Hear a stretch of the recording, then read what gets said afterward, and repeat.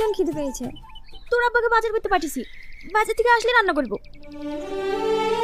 Hello বুবু, তুমি বারিশের সময় আমার জন্য একটা অঙ্ক খাতা নিয়ে আসবা।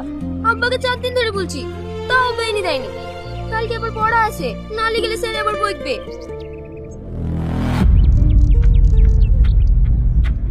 এনে তোর ব্যাগ। তোমাকে আমি বাজার করতে পাঠালাম, সেই টাকাতে তুমি মদ খেয়েছো? হ্যাঁ খেয়েছি, বেশ করেছি। ছি ছি ছি ছি ছি, কি করেছে গো? বাড়িতে যে হাট বাজার কিছু নাই, সেদিকে তো তোমার কোনো চিন্তা নাই। এখন আমি রান্নাই বা করবো কি, আর মেয়েগুলোকে খেতেই বা দেবো কি? ওসব আমি কিচ্ছু জানি না, তোর সংসার তুই দেখা। আমি দেখবো তো তুমি কি করতে আসো? বাড়িতে যে 3-3টে মেয়ে আছে, তারা যে বিয়ে যোগ্য হয়েছে, সেদিকে তোমার খেয়াল আছে?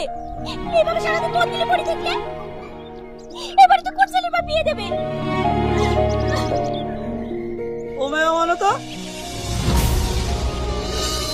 আমি তো তোর কাছ থেকে ছেলে চেয়েছিলাম, কিন্তু তুই বড় 3টে মেয়ে দিয়েছিস। তাই তোর মেয়ে তুই কি করবি দিবি না দিবি তুই দেখা। এখন আমি কি করবো গো? ঠিক লোকের মনে নয়, তোমার মনে নাই না? আমি কি মেয়ে সাথে করে বিয়ে দিলে এসছি নাকি? গ্রামের কত মেয়ে ভালো ভালো ছেলে চলে যাচ্ছে, তোর মেয়েকে বল না সেরকম ছেলে চলে যা, আবার কোথায় হোক। ছি, তুমি বাপ, তোমার মতো লোককে আমার বাপ করে দেখতে ঘৃণা হয়। ঠিক আছে, তোমাকে আর এই সংসারের দায়িত্ব নিতে হবে না।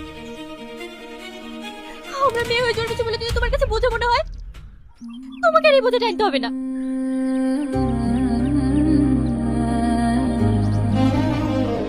কেঁদো না মা, আজ থেকে তোমার এই মেয়েরাই সংসার চালাবে।